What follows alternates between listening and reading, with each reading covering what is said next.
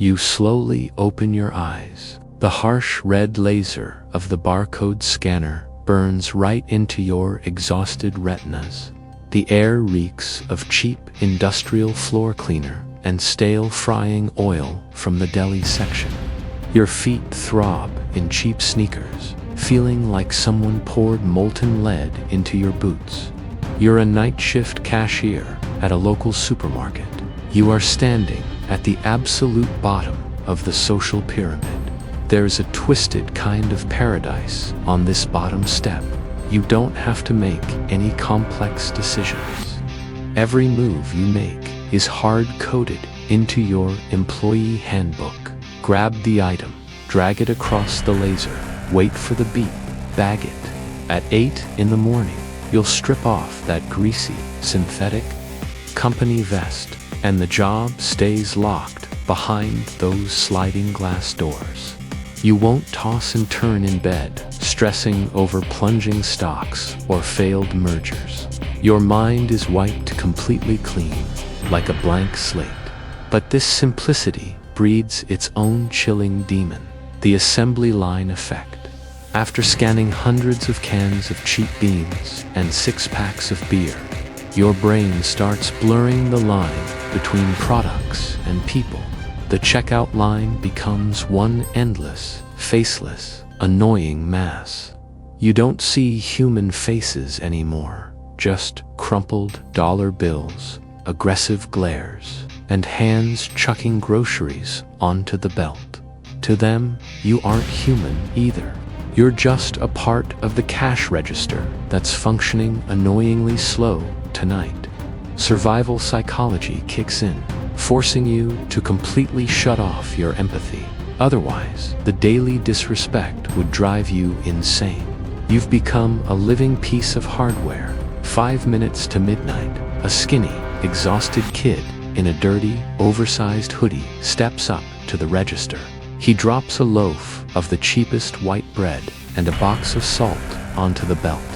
You mechanically scan the items, but out of the corner of your eye, you spot a vacuum-sealed block of cheese sticking out of his pocket, unpaid.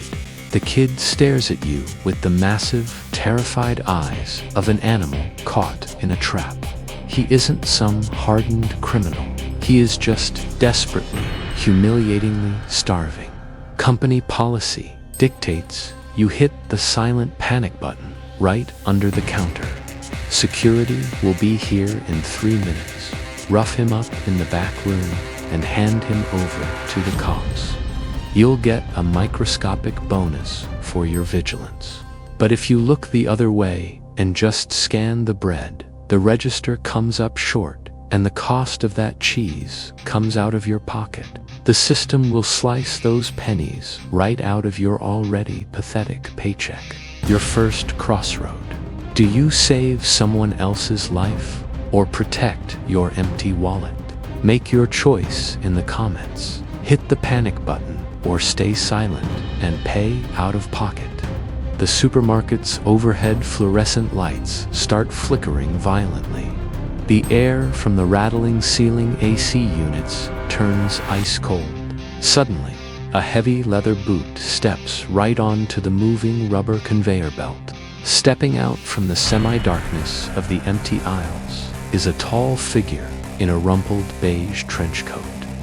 Detective Jimmy takes a long drag, exhaling a cloud of blue smoke into the freezing air.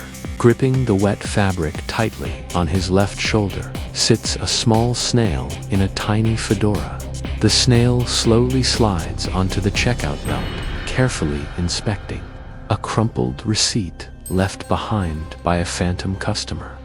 Poverty is the most foolproof prison on earth, kid. Because the inmates build the walls with their own hands, Jimmy rasps in a tired baritone. My mustached partner here thinks that on this level, you don't even make decisions. You just react to threats. Hitting the button saves your pennies, but kills whatever compassion you had left. Staying silent puts a target on your back for some kid who won't even remember your face tomorrow. Hear this. The system intentionally keeps you paralyzed, terrified of how you're going to afford lunch tomorrow. Because as long as you're looking down at your empty plate, you'll never look up. And right now, we need to look up. Come on, let's take a ride to the next floor.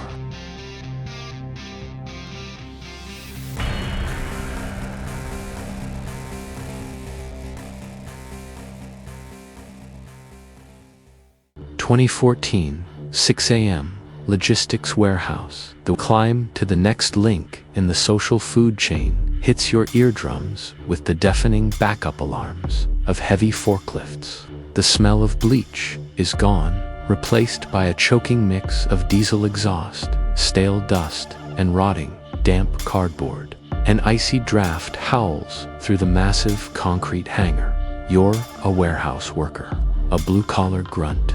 Your heavy, steel-toed boots are chewing up your heels, and your lower back aches like a cinder block is strapped to your spine.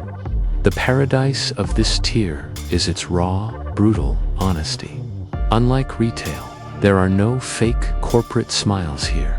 It's just you, mountains of freight, and your crew. Physical labor has a strange magic. It hits your brain with instant dopamine. You empty out a 50-foot semi-truck, and you see a solid wall of pallets standing right in front of you. That tangible, physical proof of your hard work delivers a peace of mind the white-collar suits will never understand. Add in the harsh, cynical banter of the crew, passing around cheap smokes by the loading dock, and a shared hatred for the supervisor, and you've got a stunning sense of primal, tribal brotherhood. But the hell of this gig is tearing you apart from the inside out. Your body is nothing but cheap, expendable meat for the capitalist grinder. You don't have health insurance. Every overweight crate you sling grinds your spinal discs into dust. By 35, you're living on muscle relaxers, and by 40, your knees are completely shot. You are trading your most valuable asset, your physical health, for a paycheck that barely keeps the lights on. It's 5 in the morning, 1 hour left on the graveyard shift. The floor manager is screaming to get the oversized pallets loaded immediately because you're behind schedule. You look over and see your partner, an older guy who's just a month away from collecting his tiny pension. He is hooking up a load that massively exceeds the crane cab's safety rating. The steel cable is frayed. It's screaming under the tension and is about to snap, bringing tons of dead weight crashing down onto the floor. You know protocol. You are required to hit the kill switch and report the safety violation. If you hit that red siren, the entire hangar shuts down for a 3-hour safety inspection. Your entire shift will lose their quarterly production bonus. Your own brothers, the guys you were just joking around with on break, will despise you because every single one of them has an overdue bill. But if you keep your mouth shut to save their wallets, that frayed cable might snap, and one of those guys is never going home again. The second crossroad. Do you protect your crew's bonuses and your place in the pack, or their lives? Make your choice in the comments. Hit the kill switch, or pretend you saw nothing. Jimmy is perched right on top of a stack of empty wooden pallets. He's carelessly tossing a heavy, rusted lug nut up and down. The snail is zeroed in, crawling slowly along the yellow warning tape that reads, "Lethal hazard." Physical pain has a funny way of bringing guys together, the detective states, chucking the lug nut into the dark abyss. But this is a brotherhood of the damned. On this tier, your worst nightmare is becoming an outcast in your own pack. You pull that siren, you follow the rules, but you instantly become the enemy to the very guys you saved. You keep your mouth shut, you're trusting blind luck with a man's life. It's the perfect mousetrap. They force you to choose between carrying blood on your hands or carrying the hatred of the crowd. Keep moving. It's time we injected some filthy, high-end luxury into this story.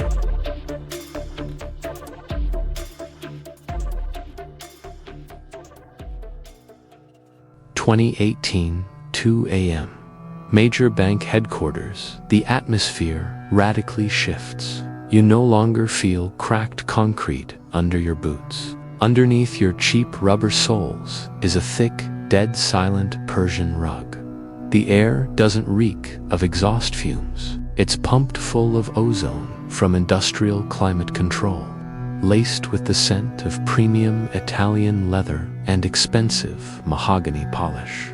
But that smell isn't yours. You're pushing a heavy plastic janitor's cart loaded with mops and trash bags.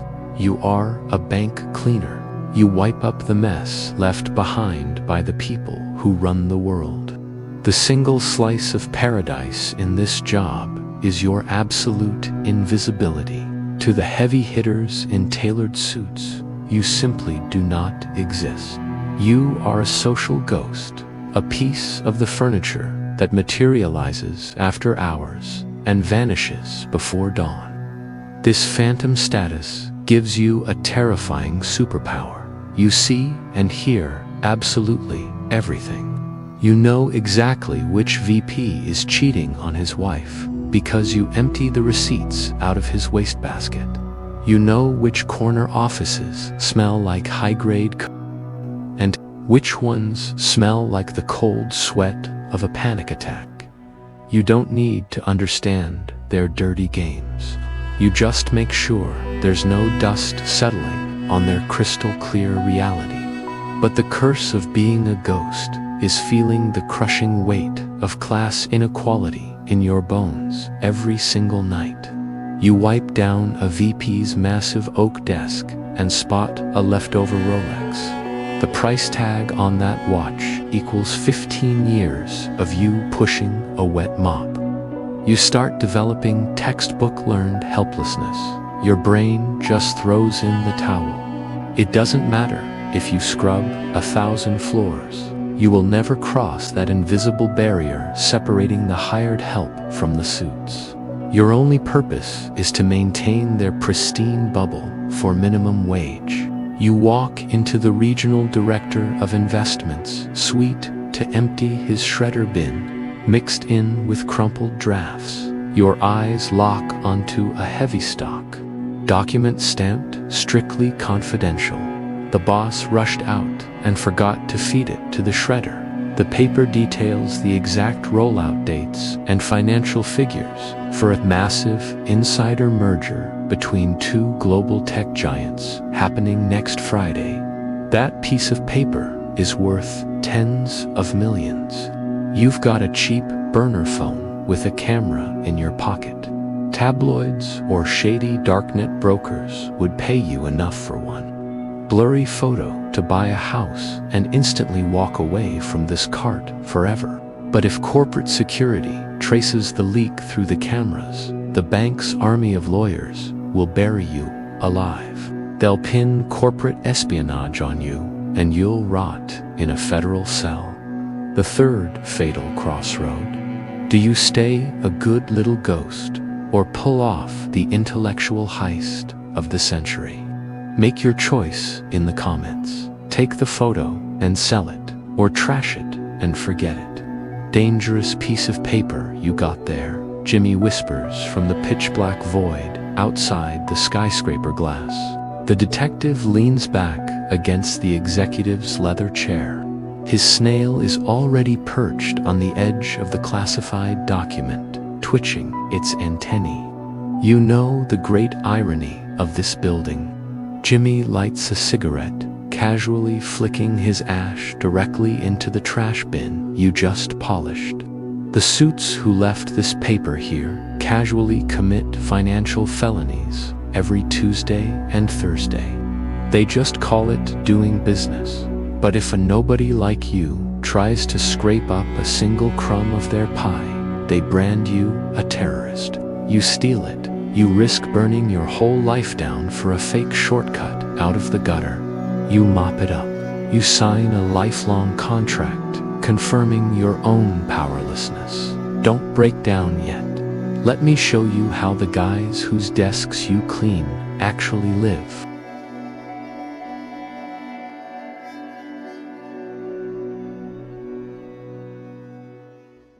(20:22 to 30 p.m.) The same bank, broad daylight, credit department. The blinding afternoon sun floods through the panoramic glass. You aren't clutching a mop handle anymore. You're gripping a heavy gold fountain pen, sitting dead center in that ergonomic leather chair.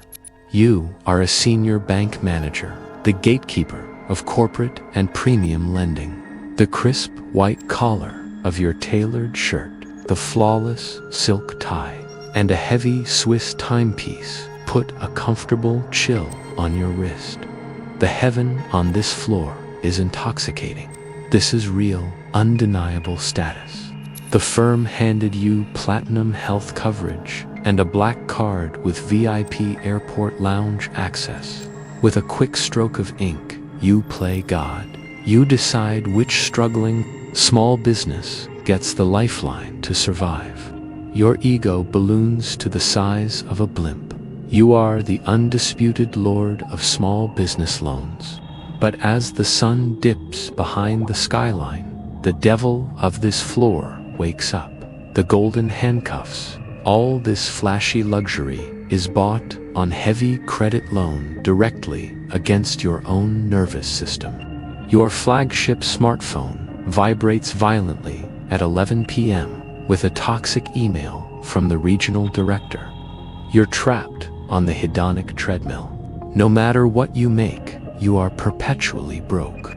Your high-end lifestyle costs a fortune to maintain. And if you miss your quarterly KPIs, security will throw you out into the street.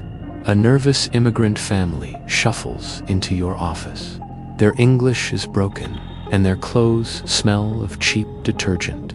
They are begging for a startup loan to open a tiny neighborhood bakery. The bank's risk algorithm flashes bright green on your monitor. Approved at 40% APR, carrying hidden penalties. The machine has it all figured out. It's highly profitable to hand them the cash because in 2 years, the draconian interest rates will inevitably bankrupt them. The bank will brutally foreclose on the bakery and their family home. It is a predatory rate buried under 50 pages of legal jargon. If you slide the contract across the desk with a warm smile and they sign it, you secure the massive bonus for your winter trip to Dubai. But you know with absolute certainty that you just signed their financial death warrants. They will be homeless in 12 months. You could lean over and whisper, "Don't sign this. Run." But your performance metrics will crash, and next week, you'll be the one getting escorted out by security. The ultimate white-collar dilemma. Your luxury vacation or the survival of a clueless family. Make your choice in the comments. Slide the predatory contract or warn them. Jimmy is sitting right on the edge of your mahogany desk, his expensive Oxford shoes dangling. The snail slowly glides across the polished surface of your platinum nameplate. Smells pretty good, cutting people's throats when you're wearing designer cologne, doesn't it? Jimmy maliciously arches an eyebrow. This is what the shrinks call moral decoupling. The system brainwashes you into thinking, "Hey, I didn't scam them, the algorithm did it. I'm just following orders." You dissolve your own personal guilt into the corporate machine. You hit approve. You officially become an accomplice to economic slaughter, just wearing a nicer suit. You tell them the truth. You spit in the face of the hand that feeds you. And trust me, it will bite your arm off. The bars on this cage are solid gold, kid. 2025 penthouse, downtown metropolis. The peak of emptiness, the chaotic roar of city traffic vanishes entirely, muted by 6 layers of bulletproof panoramic glass. The air in this cavernous, empty office smells of antique macassar, ebony, and cold. Absolute authority. You are the CEO, the owner, the general director. The sprawling metropolis miles below you looks like a gray, meaningless chessboard crawling with desperate ants.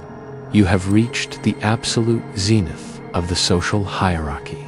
Your name is bolted in gold onto the facades of skyscrapers. The law no longer applies to you because you keep the lawyers on retainer who write laws for the politicians you bought. Your personal mood, a single signature on a piece of paper, shifts the economy of an entire continent. The buzz of this absolute power is so intoxicating that basic human emotions now feel like pathetic, trivial flaws to you. But right here, breathing the thinnest air at the top, the most crippling hell takes hold. The empathy deficit and the Easterlin Paradox. Your empire has grown so massive, it's cannibalizing you from the inside out. Billions in offshore accounts no longer trigger a dopamine hit. You've developed an extreme tolerance to luxury. Beluga caviar tastes like wet cardboard. Super yaks are a bore. You jolt awake in a cold sweat at 5 a.m., drowning in paranoia.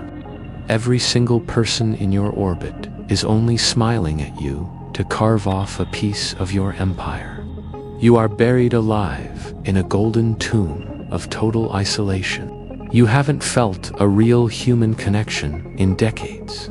Resting on your desk is a bleak financial forecast. Next quarter, global shares might dip a fraction of a percent.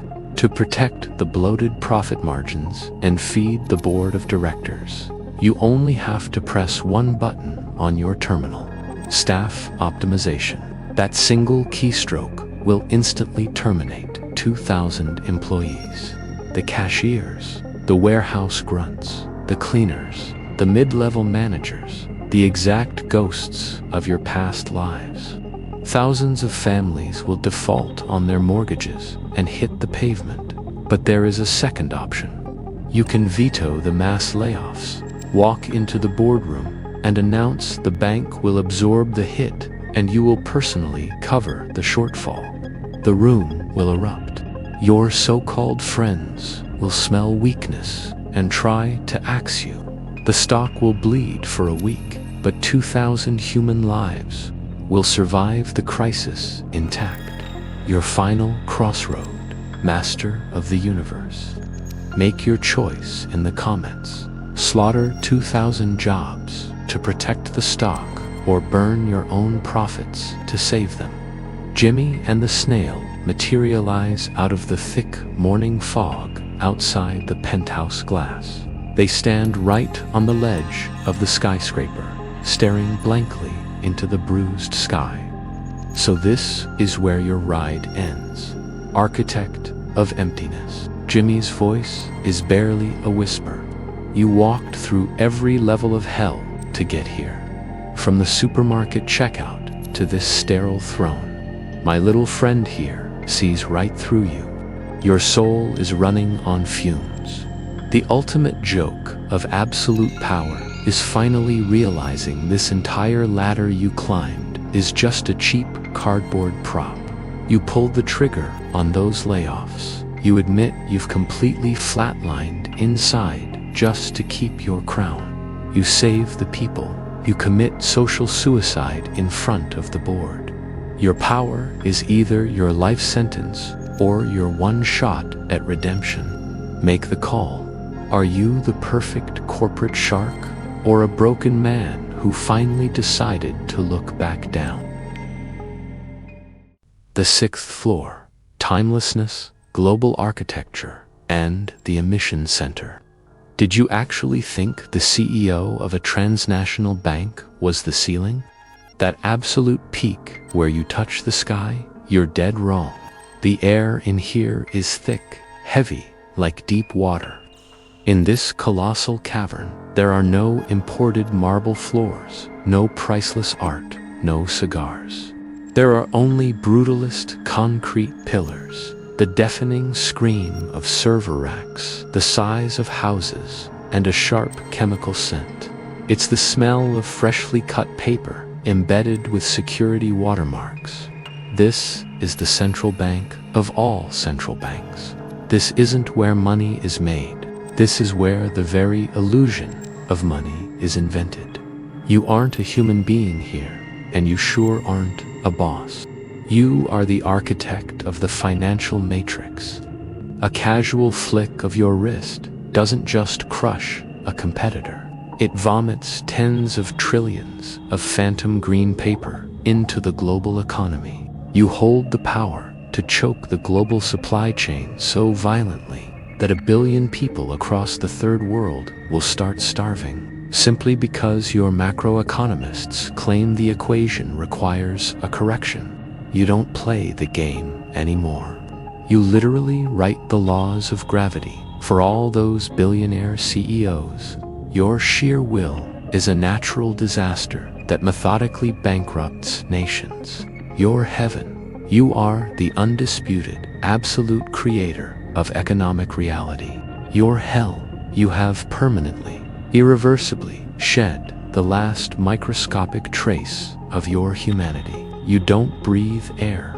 You execute the algorithms that decide if a civilization lives or dies. Detective Jimmy steps out from the heavy shadows cast by a monolithic printing press. The steel beast breathes fire, violently spitting out tons of crisp, uncut banknotes every second.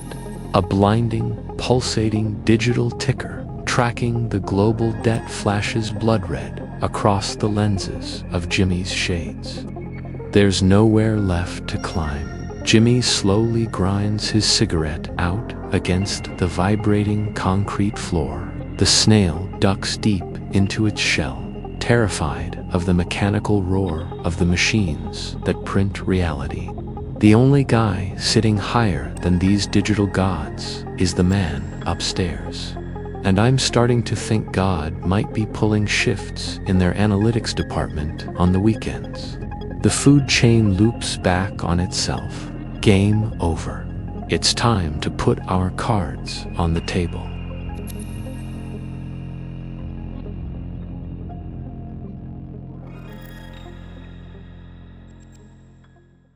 Jimmy's archive. So, you locked in your choice down in the comments. Maybe you took the hit for the hungry kid in the supermarket and saved a sliver of your soul. Or maybe you bought the world and locked yourself in a penthouse. You bought into the fantasy of life at the top. So let's rip the curtain back and look at the actual documented psychology. Dossier 1. The assembly line effect, or dehumanization of labor. Description of the phenomenon. A terrifying psychological decay hitting anyone working highly repetitive, strictly regulated, low-wage jobs. The worker's brain completely stops registering customers as living, breathing human beings. The upside, it acts as an extreme psychological shield. If a cashier actually empathized with the aggression and trauma of 1,000 customers a day, they'd be checking into a psych ward. The downside, complete, total destruction of basic empathy. Operating like a robot violently strips away your creativity and triggers a brutal existential crisis. The fix, intentionally gamifying your routine. Finding hard, undeniable purpose outside of working hours. Most importantly, forcing yourself to snap out of autopilot and recognize the humanity in at least 1 out of 10 people. Dossier 2. The Hedonic Treadmill. Description of the phenomenon. A vicious biological glitch wired into the brains of corporate climbers. No matter how massive your promotion or bonus is, the spike in your happiness only lasts about 2 months. Once you adapt, your brain screams for a heavier dose of dopamine. The upside, it is the absolute, undisputed engine driving human ambition and the entire capitalist consumption machine. The downside, a toxic, chronic feeling that your life is never enough. You become a rat in a wheel, sprinting until your lungs bleed, only to realize you haven't moved an inch in the social standings. The fix, a hard, meditative reset to understand the concept of enough, actively practicing daily gratitude for the basic comforts you possess.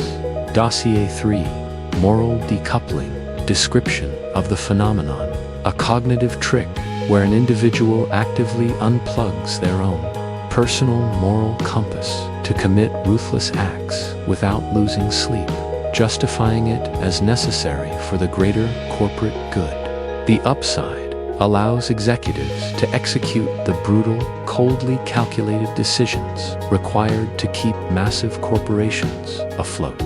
The downside, slowly, inevitably breeds highly functioning, socially adapted psychopaths. The individual permanently loses the line dividing necessary business evil from blatant corporate sadism. The fix: never outsource your conscience to a company handbook. Every single choice must pass a simple, brutal test. Can I look at myself in the mirror and sleep after doing this today? Dossier 4, the Easterlin Paradox and Empathy Deficit, description of the phenomenon. Decades of hard sociological data proving a nightmare scenario for the 1%. Once your income hits a threshold that safely covers your basic survival, any explosive financial growth beyond that point has zero correlation with an increase in day-to-day happiness. The upside, massive wealth buys an impenetrable fortress of physical security and total isolation from the stressful outside world. The downside, a catastrophic plunge in human empathy. MRI scans prove that the ultra-wealthy are biologically worse at reading the facial emotions of lower classes. The fix: actively and aggressively deploying your wealth to create tangible benefits for the outside world through genuine philanthropy. Reaching back down the ladder to pull someone else up is the only known cure to restore a sense of meaning to the ultra-elite.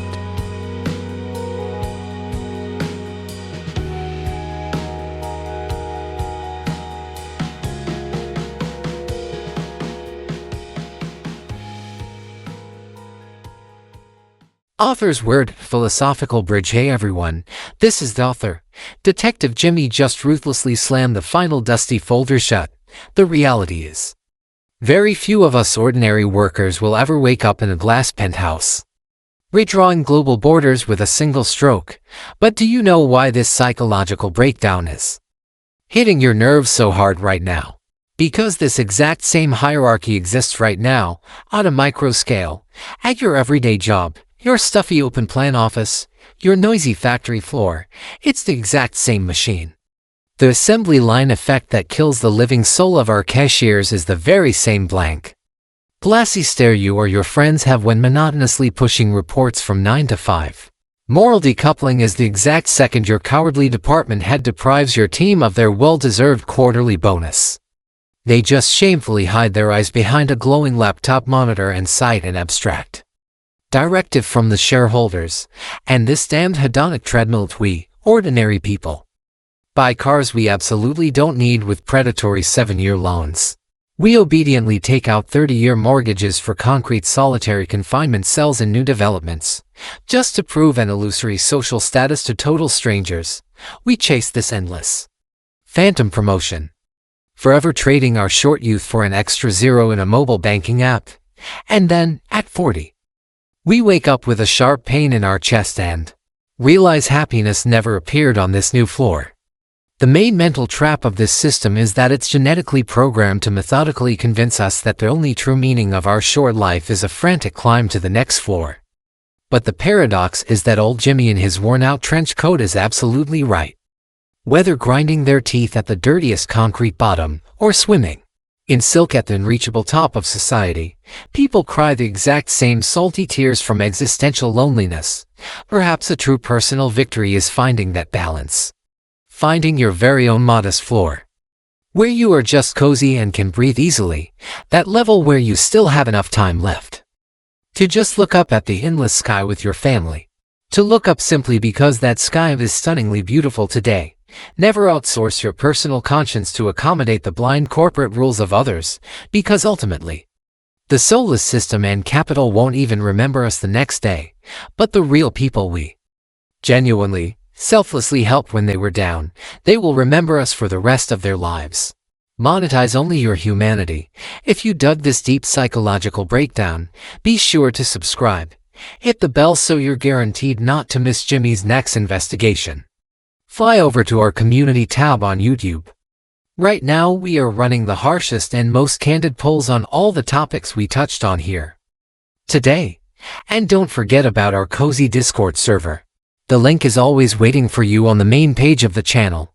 There we hop on calls with you, plan new crazy videos, and discuss who survived best on the very bottom of this harsh hierarchy.